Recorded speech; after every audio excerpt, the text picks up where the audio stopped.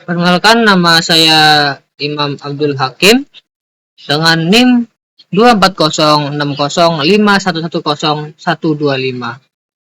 Saya mahasiswa Universitas Islam Negeri Maulana Malik Ibrahim Malang, jurusan Teknik Informatika, Fakultas Sains dan Teknologi. Sini saya akan menjelaskan tentang hak dan kewajiban warga negara Indonesia.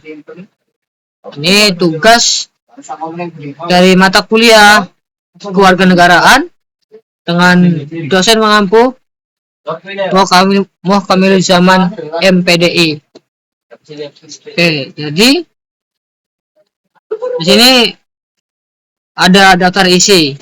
Yang pertama, hak asasi manusia atau HAM. Yang kedua, contoh hak asasi manusia dalam Undang-Undang Dasar 1945. Yang ketiga, kewajiban warga negara. Yang keempat, dinamika pelaksanaan hak dan kewajiban. Yang kelima, tantangan dalam pelaksanaan, dan yang terakhir, upaya mengatasi tantangan.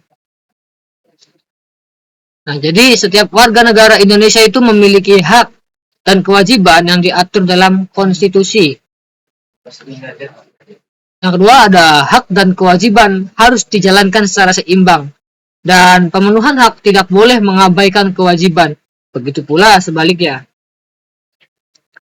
Nah, di sini ada hak asasi manusia atau HAM. Yang pertama, hak asasi manusia adalah hak dasar yang dimiliki setiap manusia sejak lahir. Yang kedua, bersifat universal, tidak bisa dicabut dan dijamin oleh hukum. Dan yang ketiga, ada contohnya seperti hak untuk hidup, hak untuk kebebasan berpendapat, dan hak untuk menempuh pendidikan. Nah, di sini ada contoh-contoh HAM dalam Undang-Undang Dasar 1945. Yaitu yang pertama ada pasal 28A, yaitu hak untuk hidup dan mempertahankan hidup. Yang kedua di sini ada pasal 28E, yaitu kebebasan untuk beragama, berpendapat, dan berserikat. Yang ketiga di sini ada pasal 28G, yaitu hak atas perlindungan diri. Dan yang terakhir ada pasal 28H, hak untuk kesejahteraan, pendidikan, dan pelayanan kesehatan. Terus ada kewajiban warga negara. Yang pertama ada pasal 27 ayat 1, yaitu di mana kita menjunjung hukum dan pemerintah. Yang kedua ada pasal 30 ayat 1, yaitu ikut serta dalam pertahanan dan keamanan. Dan yang terakhir ada pasal 31 ayat 3, yaitu wajib mengikuti pendidikan dasar seperti TK, SD, SMP, dan SMA.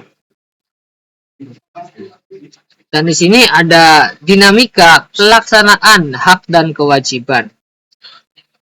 Yang pertama ada perbedaan tingkat pendidikan dan kesadaran hukum.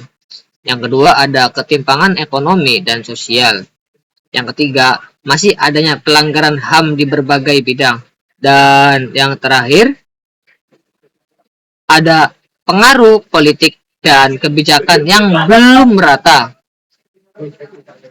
Nah, di sini ada upaya untuk mengatasi tantangan tersebut. Yang pertama, meningkatkan pendidikan kewarganegaraan di sekolah. Dan yang kedua, memperkuat penegakan hukum yang adil dan tidak diskriminatif. Dan yang ketiga, memberikan ruang partisipasi masyarakat dalam pengambilan keputusan. Dan yang terakhir di sini yaitu memanfaatkan media dan teknologi untuk edukasi hak dan kewajiban. Nah, jadi untuk kesimpulannya itu adalah hak dan kewajiban warga negara adalah fondasi negara demokrasi. Jika pemahaman yang seimbang akan menciptakan masyarakat yang adil dan bertanggung jawab. Nah, maka dari itu, mari kita bersama-sama menjaga dan menjalankan hak serta kewajiban kita demi Indonesia yang lebih baik, yang lebih maju, dan lebih sejahtera. Terima kasih. Sekian dari saya, kurang lebihnya mohon maaf. Billahi wa taufiq wal hidayah. Wassalamualaikum warahmatullahi wabarakatuh.